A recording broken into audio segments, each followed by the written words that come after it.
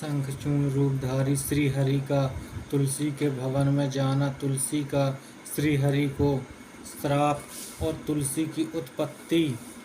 नारद जी बोले, भगवान नारायण ने कौन सा रूप धरकर तुलसी में वीर्यधान किया था, उसे मुझे बताइए। श्री नारायण बोले, हे नारद, देवताओं का कार्य सिद्ध करने में सदा तत्पर रहने वाले भगवान श्री हरि वैष्णवी माया के द्वारा शंखचूर्ण का कवच लेकर और फिर उसी शंखचूर्ण का रूप धारण कर उसकी पत्नी का पतिव्रत नष्ट करके शंखचूर्ण को मारने की इच्छा से साध्वी तुलसी के घर गए थे।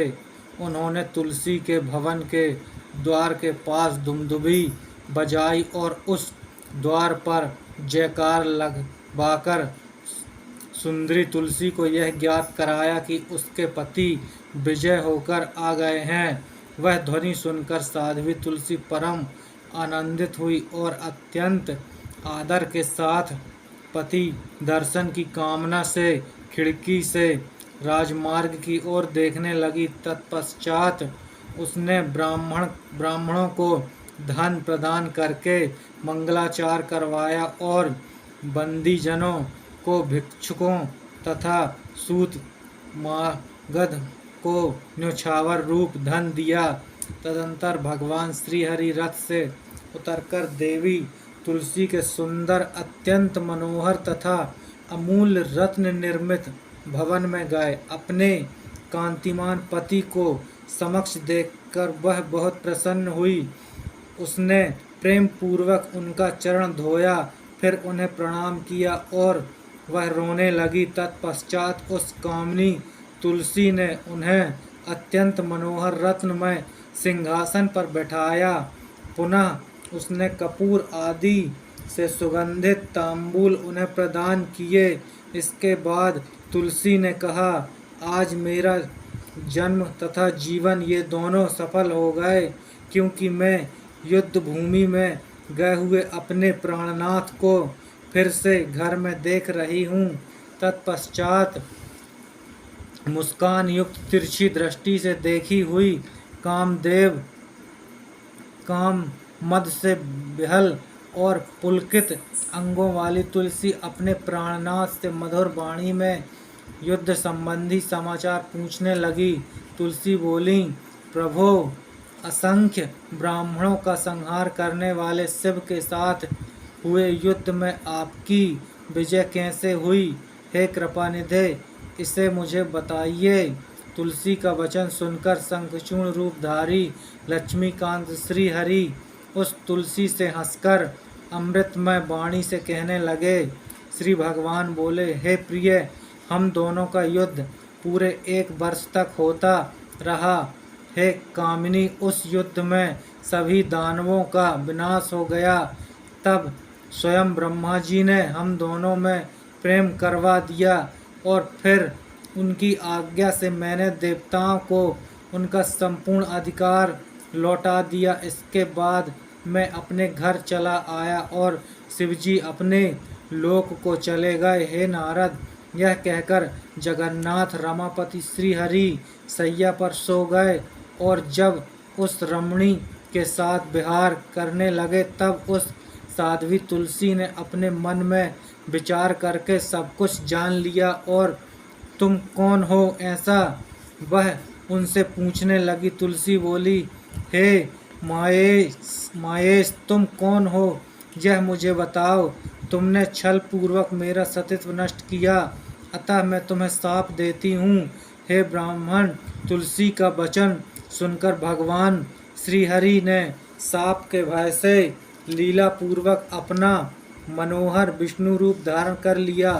तब देवी तुलसी ने नूतन मेघ के समान श्याम वर्ण वाले शरतकालीन कमल के समान नेत्रों वाले करोड़ों कामदेव के समान सुंदर प्रतीत होने वाले रत्नमय आभूषणों से अलंकृत मंद मंद मुस्कान से युक्त प्रसन्न मुखमंडल वाले पीताम्बर धारण किए हुए तथा अनुपम शोभा संपन्न देवाधिदेव सनातन श्री हरि को अपने समक्ष देखा। उन्हें देखकर कामिनी तुलसी लीला पूर्वक पूर्णतः मूर्छित हो गई और कुछ देर वह चेतना प्राप्त करके वह उन श्रीहरि से पुनः कहने लगी। तुलसी बोली, हे नाथ, आप पाषाण सदृश हो गए हैं, आप में दया नहीं है। आपने छल पूर्वक मेरा धर्म नष्ट करके मेरे स्वामी को मार डाला है।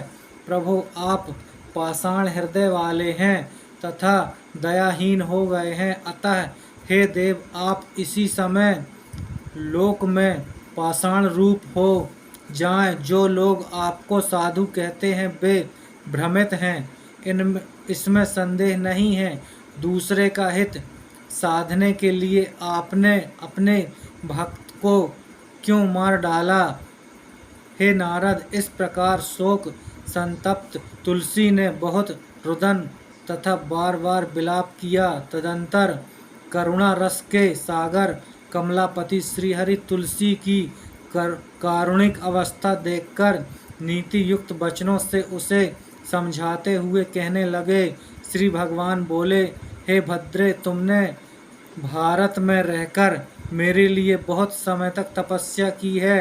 साथ ही इस शंखचूर्ण ने भी उस समय तुम्हारे लिए दीर्घ समय तक तपस्या की थी। तुम्हें पत्नी रूप में प्राप्त करके उसने तपस्या का फल प्राप्त करके तुम्हारे साथ विहार किया है। अब तुम्हें तुम्हारे द्वारा की गई तपस्या का फल देना उचित है। हे रामे, अब तुम इस शरीर को त्याग कर तथा दिव्य देह धारण करके मेरे साथ आनंद करो और मेरे लिए लक्ष्मी के समान हो जाओ। तुम्हारा यह शरीर गंडकी नदी के रूप में प्रसिद्ध होगा। वह पवित्र नदी पुण्यमय भारतवर्ष के मनुष्यों को उत्तम पुण्य प्रदान करने वाली होगी। तुम्हारा केश समूह पुण्य वृक्ष के रूप में प्रतिष्ठित होगा। तुम्हारे केश से उत्पन्न वह वृक्ष तुलसी नाम से प्रसिद्ध होगा। हे वरानने, देव पूजन में प्रयुक्त होने वाले त्रिलोकों के समस्त पुष्पों तथा पत्रों में तुलसी प्रधान रूप से मानी जाएगी। स्वर्ग लोक, मृत्युलोक, पाताल तथा गोलोक, इन सभी स्थानों में तुम मेरे सानिध्य में रहोगी। वृक्ष श्रेष्ठ उत्तम तुलसी नाम से तुम पुष्पों के मध्य सदा प्रतिष्ठित रहोगी।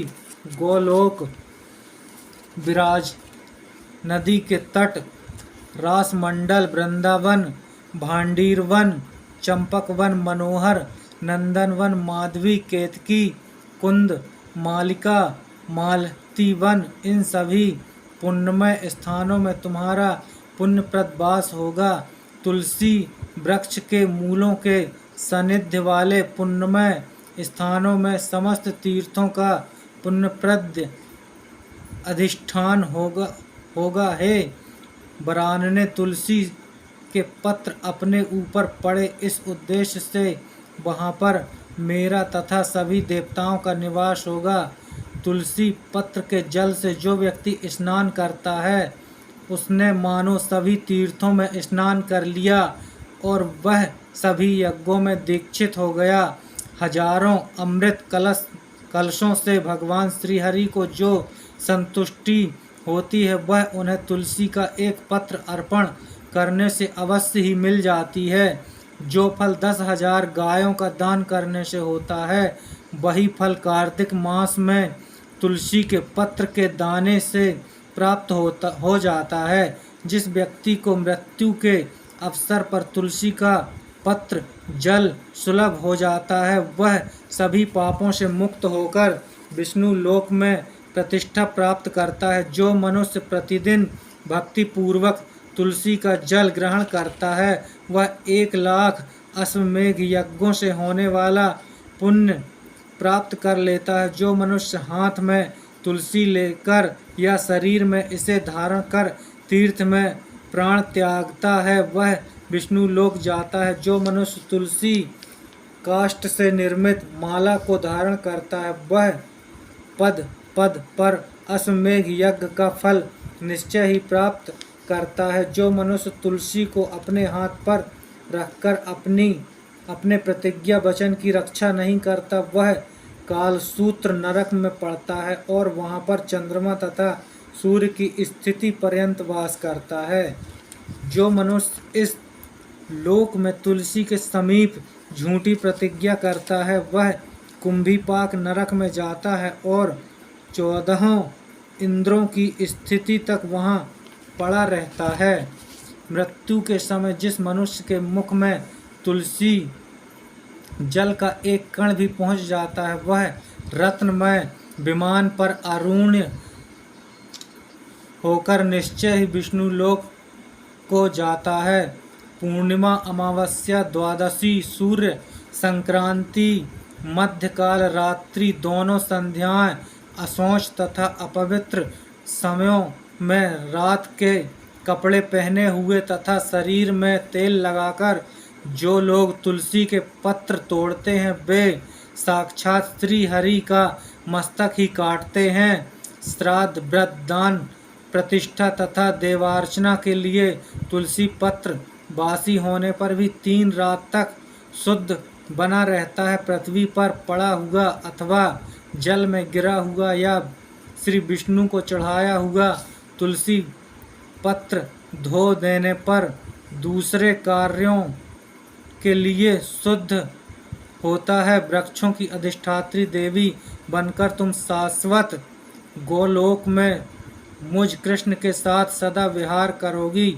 उसी प्रकार भारतवर्ष में नदियों को जो अत्यंत पुण्यदायिनी अधिष्ठात्री देवी हैं, उस रूप में भी तुम मेरे ही अंश स्वरूप लवण समुद्र की पत्नी बनोगी।